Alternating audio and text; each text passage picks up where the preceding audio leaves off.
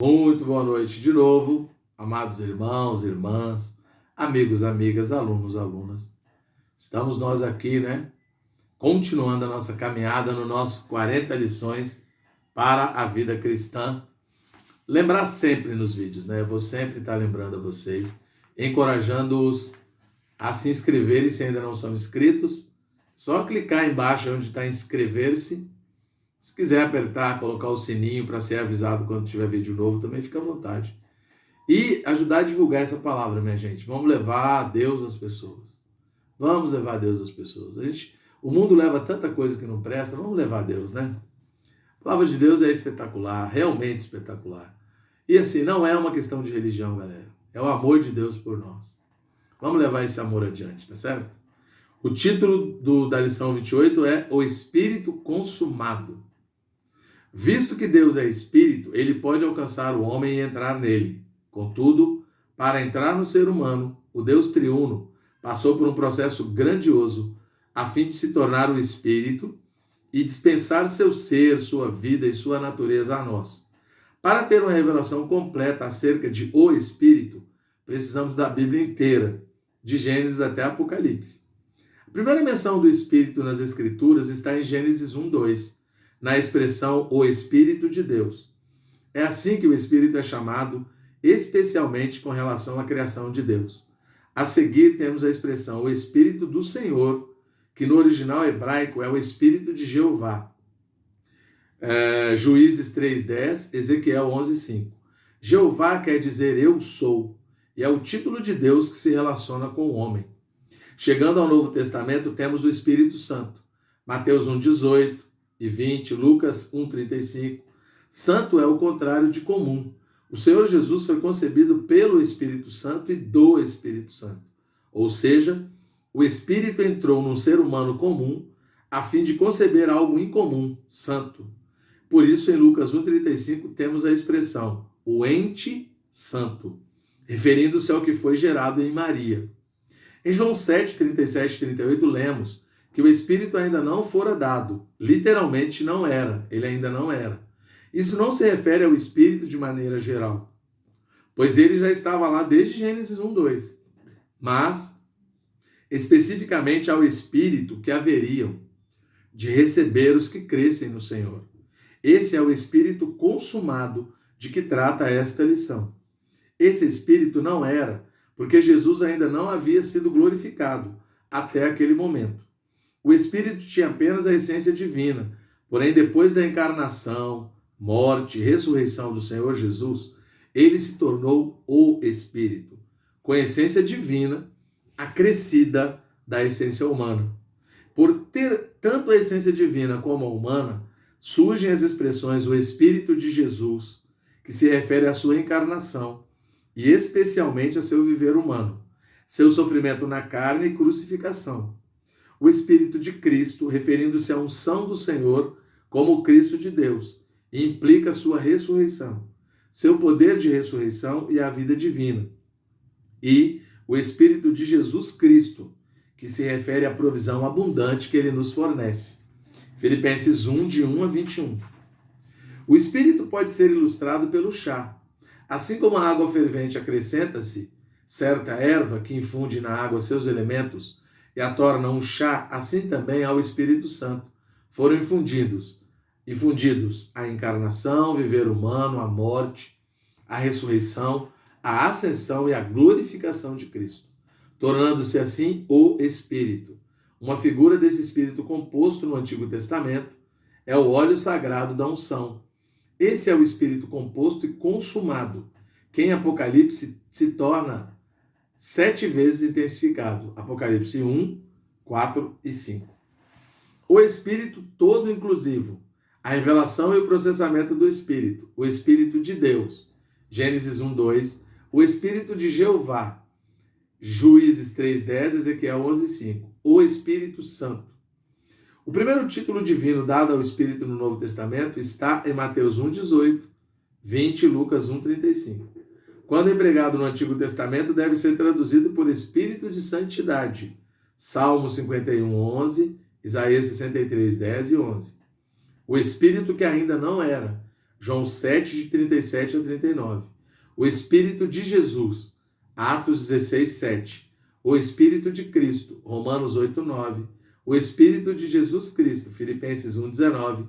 O Espírito.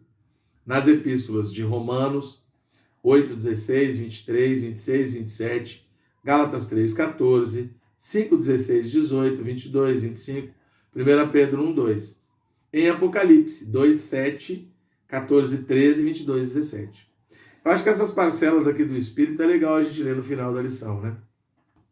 O Espírito composto, sua tipologia, o óleo sagrado da unção. Êxodo 30, de 22 a 25. Também a gente pode ler essa porção aqui até Êxodo para conhecer, né? O significado de seus ingredientes. Azeite de oliveira simboliza o Espírito de Deus. Salmos 45, 7, Isaías 61, 1. Mirra fluida, de aroma agradável, mas de sabor amargo. A palavra mirra em grego quer dizer amargo. Usada nos preparativos para sepultamentos, simboliza a morte preciosa de Cristo. Cinamomo odoroso, canela, simboliza o dulçor e a eficácia da morte de Cristo. Cálamo aromático, espécie de cana que cresce em pântanos, simboliza a preciosa ressurreição de Cristo. E acácia, especiaria aromática usada na antiguidade como repelente de insetos e serpentes, simboliza o poder e a eficácia da ressurreição de Cristo. Então, o óleo sagrado da unção, ele está lá em Êxodo 30, isso, de 22 a 25, tá bom? Êxodo 30, 22 a 25. Qual era a composição do óleo sagrado da unção? Um hin de azeite, que prefigura o Espírito Santo, acrescidos de 500 ciclos de mirra fluida, que tipifica o Pai, 250 ciclos de cinamomo, 250 ciclos de cálamo aromático, que tipifica o Filho, que foi partido por nós, então está dividido em 250 e 250, e 500 ciclos de cássia, que tipifica o Espírito, ok? A mirra fluida tem relação com a morte de Cristo, o cinamomo e o cálamo têm relação com a eficácia da morte, com a ressurreição de Cristo, e a cássia tem relação com a eficácia da ressurreição de Cristo. O significado dos números e das medidas. Um hin de azeite com 4 especiarias. O número 1 representa o Deus único. O número 4 representa as criaturas. O número 5, 1 mais 4, representa Deus mais a sua criatura, o homem, que tipifica a capacidade de assumir responsabilidades conferida pelo Espírito ou pelo suprimento do Espírito todo inclusivo. Exemplo, com os 5 dedos da mão, se consegue segurar as coisas com firmeza. 3 unidades de 500 ciclos. O número 3 representa o Deus triuno. A primeira unidade de 500 ciclos, de mirra, representa o Pai. A segunda unidade, dividida em 2 metades, de 250 ciclos, representa o Filho, que foi partido por nós na crucificação e por meio de quem podemos entrar na comunhão com Deus no Santo dos Santos. Mateus 27, 51. A terceira unidade, de 500 ciclos de cássia, representa o Espírito. O Espírito que dá vida e o Espírito 7 vezes intensificado. Relacionado à economia de Deus. Regenerar, reconciliar, renovar, transformar, conformar e glorificar o homem tripartido. Então, regenerar, reconciliar e renovar, 3 partes da salvação. Transformar, conformar e glorificar, mais 2 partes da salvação. Ficou faltando aqui justificação e santificação. Aí dá 8. O Espírito que dá vida. O Deus processado torna-se o Espírito que dá vida para entrar no homem, habitar nele e jamais deixá-lo. 1 Coríntios 15, 45. 2 Coríntios 3, 6. João 20, 19 a 29. Acho que a gente pode ler depois João 20 e João 14, onde Jesus fala que ele vai se tornar o Espírito, e aquela parte lá do desenvolvimento do Espírito, né? Os 7 Espíritos de Deus não são 7 Espíritos diferentes, mas representam o Espírito de Deus intensificado para o mover de Deus numa época de degradação, inclusive da igreja. Apocalipse 1, 4, 5. Isso é bom ler. Os 7 Espíritos indicam a intensificação do dispensar de vida por parte do Espírito a fim de suprir a graça suficiente que nos capacita a superar toda e qualquer degradação. As 7 tochas de fogo ardendo diante do trono tem a ver com 7 espíritos. Apocalipse 4:5, Êxodo 25:37, Zacarias 4:2. E os 7 olhos do Cordeiro, Apocalipse 5:6, são os 7 espíritos para a edificação de Deus. Não estão separados de Cristo. As lâmpadas, Zacarias capítulos 3 e 4, e a pedra com os 7 olhos, Zacarias 3:9, Apocalipse 5:6, Mateus 16:18, 21:42. Relacionam-se com a edificação e estão presentes desde a morte redentora do Senhor. A gente pode ler esses versículos de Apocalipse, que é bom para a gente entender. Como as 7 tochas de fogo, o Senhor está a nos julgar e purificar.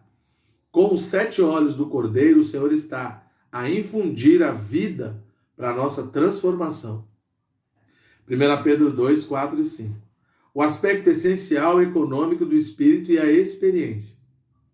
O aspecto essencial, como sopro para a vida, é a parte interior.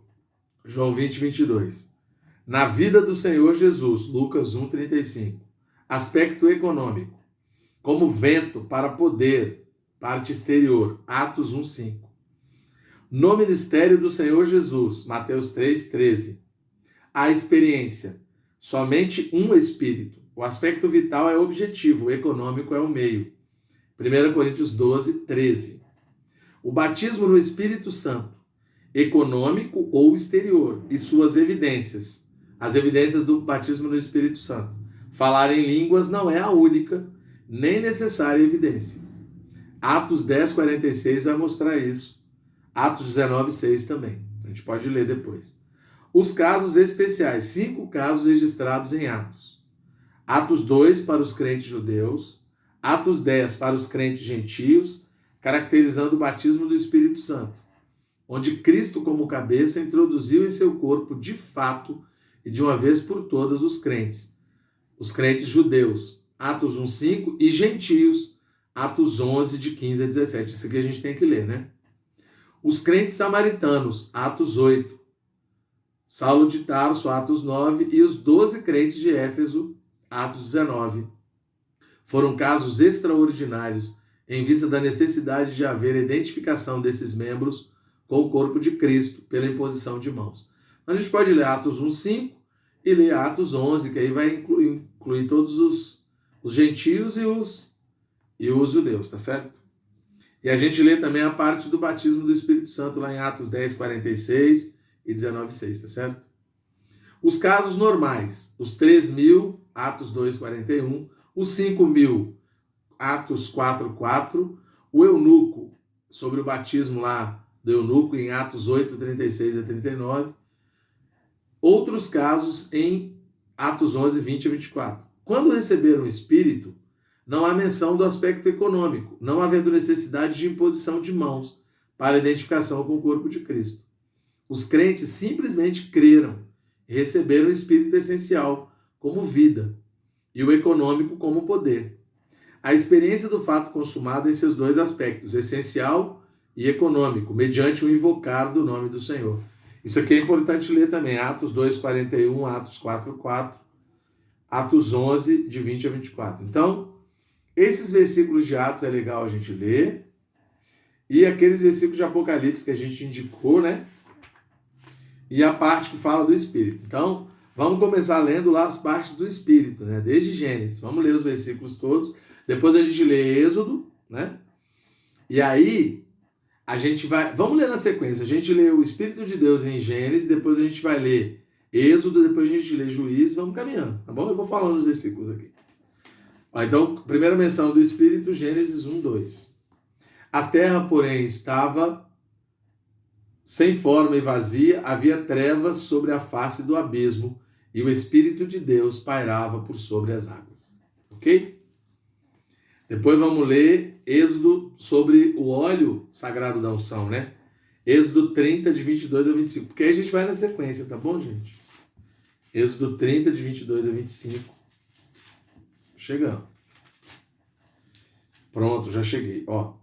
Disse mais o Senhor a Moisés: Tu, pois, toma das mais excelentes especiarias de mirra fluída 500 ciclos, de cinamomo odoroso a metade, a saber, 250 ciclos, e de cálamo aromático 250 ciclos, e de cássia 500 ciclos, segundo o ciclo do santuário, e de azeite de oliveira 1 hin. Disto farás o óleo sagrado para a unção, o perfume composto segundo a arte do perfumista.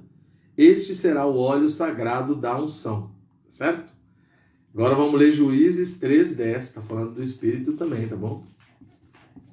Opa, já cheguei em Juízes 3:10. Vamos caminhando aí. Juízes 3, versículo 10. Juízes 3:10. Opa.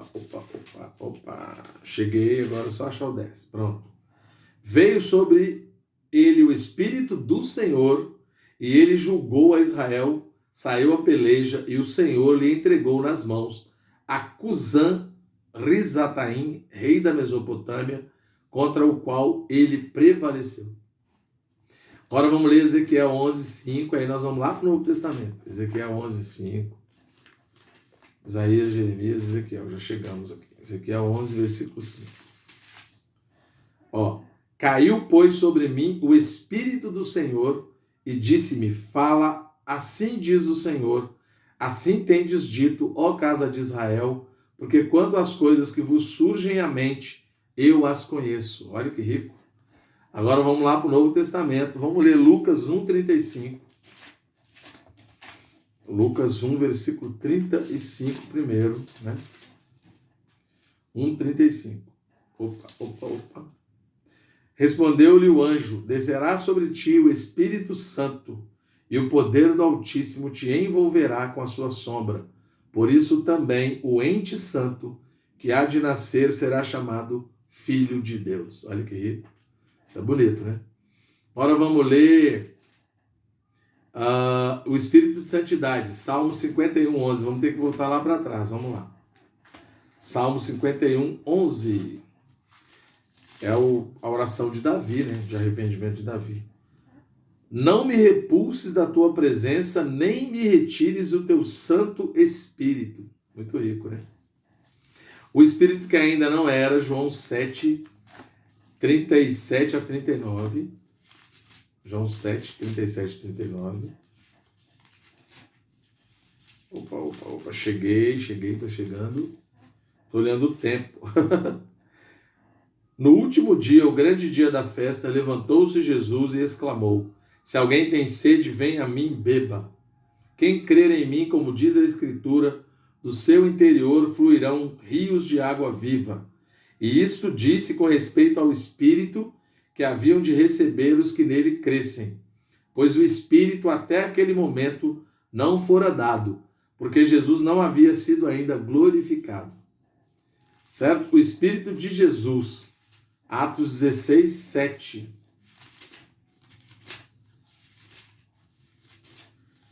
Eu falei que a gente ia ler João 14, mas não precisa, que eu acho que aqui já está no caminho para nós.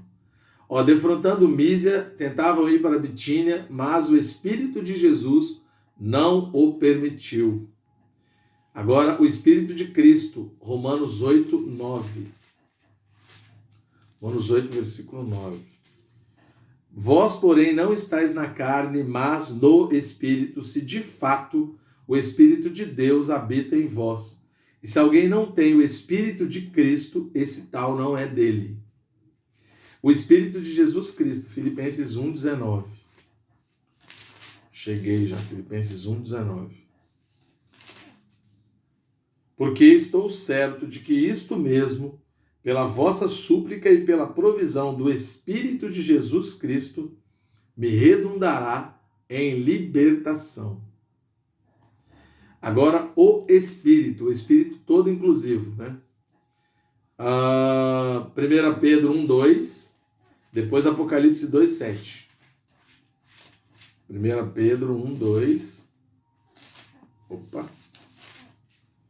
Eleito segundo a presciência de Deus Pai, em santificação do Espírito, para a obediência e a aspersão do sangue de Jesus Cristo, graça e paz vos sejam multiplicadas. Apocalipse 2, versículo 7. 2:7. Quem tem ouvidos, ouça o que o Espírito diz às igrejas. Ao vencedor dar-lhe-ei que se alimente da árvore da vida, que se encontra no paraíso de Deus. Muito rico isso, né? E aí vamos lá para o final, né, que eu falei com vocês, a gente vai ler aqueles versículos de Apocalipse. Apocalipse, aliás, de Atos, eu falei besteira. Apocalipse nós já lemos. Vamos ler Apocalipse 1:5, né? 1, versículo 5, aí a gente vai ler Atos. E da parte de Jesus Cristo, a fiel testemunha, o primogênito dos mortos e o soberano dos reis da terra, aquele que nos ama, pelo seu sangue nos libertou dos nossos pecados. Muito rico, né? Tá, a gente vai ler a parte dos 7 espíritos intensificados, né? Vamos ler Apocalipse 5:6, pelo menos, né? Senão a gente não lê, a gente não caminha, já são 20 minutos aí. 5:6. Então vi no meio do trono e dos 4 seres viventes, e entre os anciãos de pé, um cordeiro, como tendo sido morto. Ele tinha 7 chifres, bem como 7 olhos, que são os 7 Espíritos de Deus, enviados por toda a terra. Muito rico. Agora vamos ler aquela parte do aspecto essencial e econômico de Atos, e aí a gente finaliza, porque senão nós não vamos dar conta. Atos 2:41, na questão do batismo, né? Atos 2:41, que todo mundo tem curiosidade, né? Então os que lhe aceitaram a palavra foram batizados, havendo um acréscimo naquele dia de quase 3.000 pessoas. Depois, Atos 4:4. Muitos, porém, dos que ouviram a palavra a aceitaram, subindo o número de homens a quase 5.000. Rico, né? Atos 8, né? A parte do batismo de Filipe lá e o eunuco. Atos 8, de 36 a 39, não é isso? Eu gosto muito desse versículo aqui. Seguindo eles caminho fora, chegando a certo lugar, onde havia água, disse o eunuco: eis aqui água, que impede que seja eu batizado? Filipe respondeu: é lícito se crês de todo o coração. E respondendo ele disse: creio que Jesus Cristo é o Filho de Deus. Então mandou parar o carro, ambos desceram a água, e Filipe batizou o eunuco. Muito rico isso, né? A gente tem que ler a parte do batismo no Espírito Santo, que a gente não leu ainda, né? Senhor Jesus, o aspecto vital e objetivo. Atos 10:46, né? Vamos ler Atos 10:46, ok. E a gente finaliza lendo 1 Coríntios 12:13, tá bom, gente? Senão não dá tempo mesmo. Atos 10:4-6. Aqui diz assim: pois os ouviam falando em línguas e engrandecendo a Deus. Então perguntou Pedro: porventura pode alguém recusar a água para que não sejam batizados estes que, assim como nós, receberam o Espírito Santo? E ordenou que fossem batizados em nome de Jesus Cristo. Então lhe pediram que permanecesse com eles por alguns dias. Agora, sobre falar em línguas, eu vou ler Atos 2 para vocês, porque aqui fala da descida do Espírito Santo, para vocês perceberem que ninguém ali falou em língua estranha, tá certo? Ao cumprir-se o dia de Pentecostes, estavam todos reunidos no mesmo lugar. De repente veio do céu um som, como de um vento impetuoso, e encheu toda a casa onde estavam assentados. E apareceram distribuídas entre eles línguas como de fogo, e pousou uma sobre cada um deles. Todos ficaram cheios do Espírito Santo, e passaram a falar em outras línguas, segundo o Espírito lhes concedia que falassem. Ora, estavam habitando em Jerusalém judeus, homens piedosos, vindos de todas as nações debaixo dos céus. Quando, pois, se fez ouvir aquela voz, afluiu a multidão, que se possuiu de perplexidade, porquanto cada um os ouvia falar na sua própria língua. Então os discípulos foram empoderados para falar das maravilhas de Deus em cada língua das pessoas que estavam lá. Mas agora em 1 Coríntios 12 a gente vai ver que o dom de línguas é um dom de línguas, é um dom, mas ele é importante para a igreja quando ele é interpretado. Quando ele não é, ele edifica só quem fala, tá bom? Então vamos ler agora 1 Coríntios 12, alguns versículos aqui e a gente termina, tá? 12:12.